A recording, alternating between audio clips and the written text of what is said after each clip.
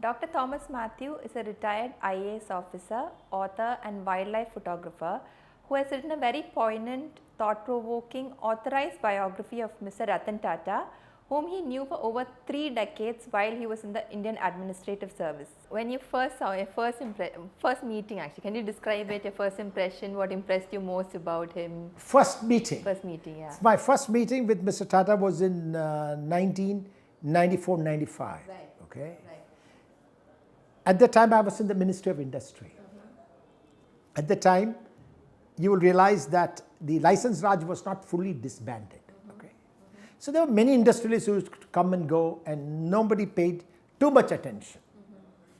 But he had come to meet the minister and suddenly when he walked in, it was like somebody 6'2", most elegantly dressed in a browny blue suit, white shirt with and a tie with polka dot. He looked like almost a Greek god walking into a room. It's like a 1000-watt bulb. I'm not joking. With glowing complexion which can even embarrass the Greek god. That is how handsome he was. That is my first impression. And more than anything else, normally industrialists, you don't expect them to be normally, not all of them, to be polite. But this man was extraordinarily polite and nice the way he talked with you. So immediately it puts you at ease. You know, the biggest thing about this man is, he'll make you feel as if you're the only person in the room. Right. That's the importance he gives you. Right. And that comes naturally to him. It's not anything unnatural. So that's the way he is. Right. And what did he talk to you about? Initially we spoke a lot. We talked about Tata Sons, his company, what he was planning to do, and how he's got a tough task ahead after JRD. JRD was a towering figure. So he thought that everybody who comes after JRD will not be able to fit into his shoes. And that he has such a huge responsibility. But he had this air of confidence in him, very subtle confidence. You know, you could feel it. It's not apparent, but it's real with this man. Right. Once you started writing the book, 3 things that really surprised you about him that you didn't know that really took you by surprise. Or you can just say 2 things or 1 thing. Whatever. I don't know if anything took me by surprise. Certainly his business accomplishments, his business successes, what he did as an industrialist and what the implications you have for the nation. How he was a lodestar. What surprised me was a stubborn defense of ethical values in business. In fact, he stood like a rock in the sea of crony capitalism.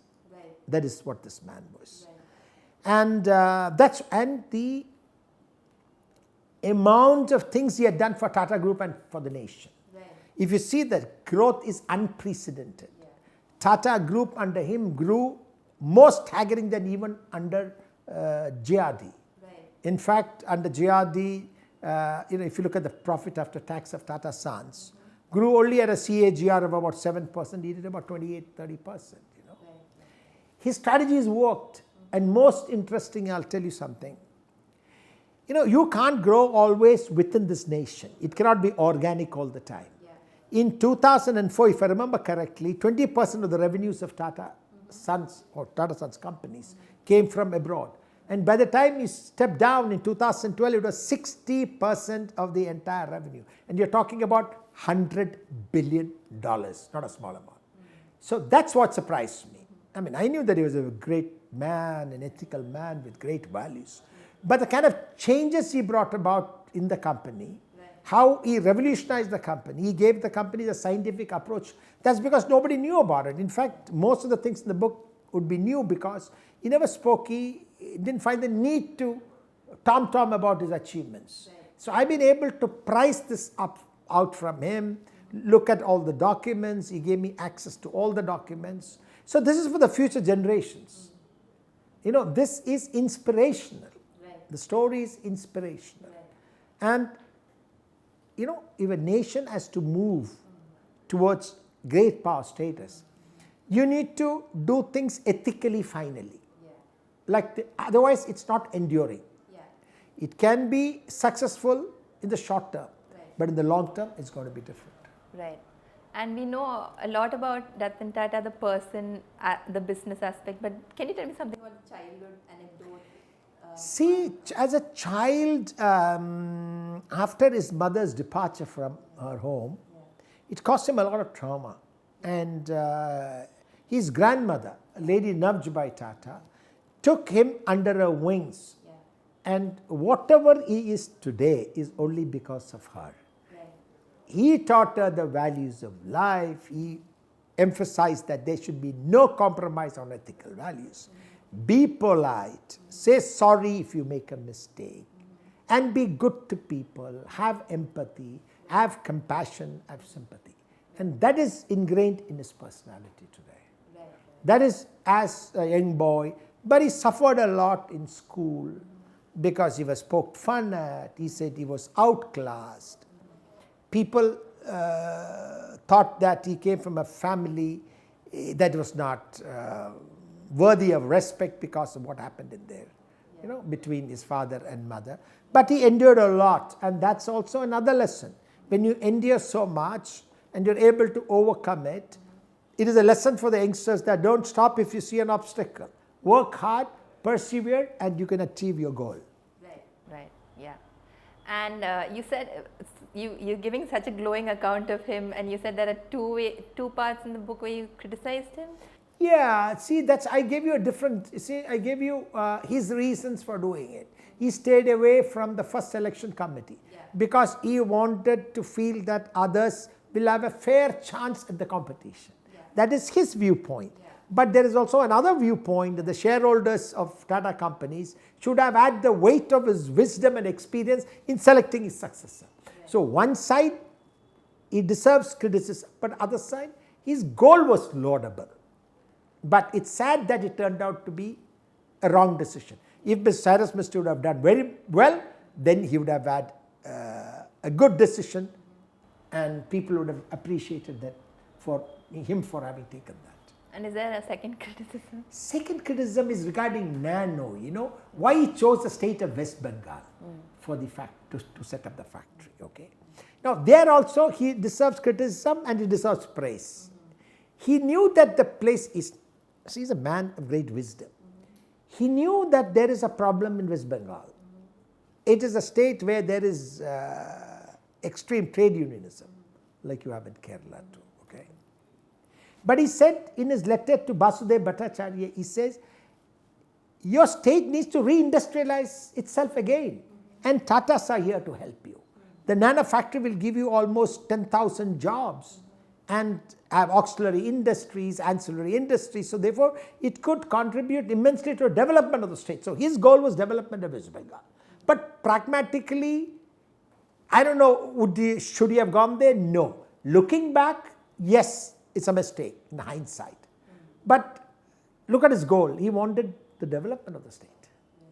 So therefore, error of judgment is what I will say. But if it would have worked out, it would have worked out well. Right. Final couple of questions. Sure, shoot. Any number. Any number. When you, in all your interactions with him, what did you guys bond over other than the business at the book part? Fun, cars. We bonded over a whole lot of things like, you know, everything, almost everything under the sun. We talked about. See, defense is weakness, and I also write pieces on defense. So we talked about defense. We talked about the United States. We talked about cars. He owns cars, but I know about the cars he owns, but I don't own any. You know what I mean? So he's got a whole lot of cars. We talk about American muscle cars, V8 engines, V12 engines, how powerful those engines are, gas guzzlers, the shape, and the kind. We bonded over, and then we made fun of people. I forgot to tell you about kind of prankster he was. He used to play, he used to mimic people. Oh yes, all kinds of things he used to do. He used to make great mimic he was, absolute great mimic. So that's the kind of man he was. Shoot. And one thing he told you that really strikes, it stays with you always? One way in which he changed you as a person, or one thing he told you that really strikes you, stays with you? See, there are many things that he said. There are many ways he has changed me. Today, there is more empathy in me. See, we bureaucrats tend to be a little arrogant, you know.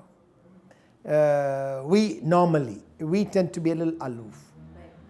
But you learn to have a lot of empathy. So today I have learned, like his cook's daughter used to sit and have khana with him. You know, lunch and dinner with him. Can you imagine? You can't imagine. So today I treat my cook at home, try to do almost as much as he does. I'll go put my hand over his shoulders and I start liking him. Not that I'm making a pretense of it, I don't need to. But then you understand that the man is going through pain, so there has to be a lot of empathy. You know, it makes you a better human being. See, what is the point in showing arrogance, being aloof? You make the other person sad, but if you're able to make the other person happy, to that extent, please understand, to that extent, you're doing him good. You're making him feel happy, and he's also a happy man. See, in this world, what I learned from is that do all what you can to make others happy. Look at the story Sunu Varghese told you. I mean, now she's such a confident lady, then she was completely shattered. Yeah, can you imagine Mr. Tata saying, please join me for dinner? Can you imagine a waiter's wife and 2 children? What does he have to do with it? Normally somebody would say, okay, tell the PS, take care of them, usko khana khila dena. He says, invite them, sit with me and have, because you lost your husband. So can you imagine, she says, even here she was saying, she says, I've never seen God. But that day I saw God in him. Obviously, you know, when your husband is dead, I think he was only about 47 years old, that guy. And his 65-year-old mother is her responsibility. 2 small children, her responsibility. Everything is lost. Mumbai is a strange place for her. She was planning to come back to this place.